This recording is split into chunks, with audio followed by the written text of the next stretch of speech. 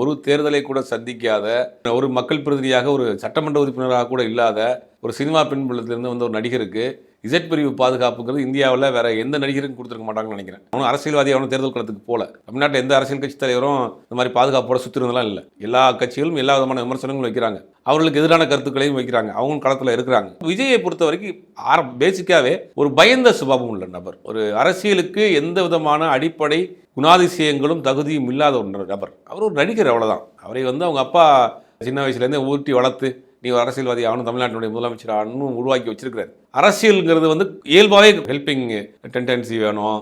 பிரச்சனைன்னு வந்தால் அந்த இடத்துல நம்ம முன்னெடுக்கக்கூடிய ஒரு ஆற்றல் வேணும். அதெல்லாம் விஜய்கிட்ட கிடையாது. கரூர் பிரச்சனைக்கு பிறகு ஓடி வர்றாரு. அவங்க அப்பாவுடைய ஆசை இவரை எப்படியாவது ஒரு முதலமைச்சர் ஆக்கிடணும். இப்போ விஜய் பின்னாடி இருக்கக்கூடிய கூட்டம்ல யார் சார்? விஜயனுடைய கொள்கை ஈர்க்கப்பட்டு, விஜயனுடைய எழுச்சிமிக்கு பேச்சு ஈர்க்கப்பட்டு, விஜயனுடைய கல செயற்பாடுகள் ஈர்க்கப்பட்டு வந்திருக்காங்க. விஜய் ஒரே ஓட்டில் எல்லாத்தையும் மாற்றிடுவார், ஒரே பாட்டில் எல்லாத்தையும் மாற்றிடுவார், முதலமைச்சர் வீட்டுக்குள்ளே போயிடுவார். இதெல்லாம் பார்த்து அதை உண்மையை நம்பி சேர்ந்த கூட்டம் தான்.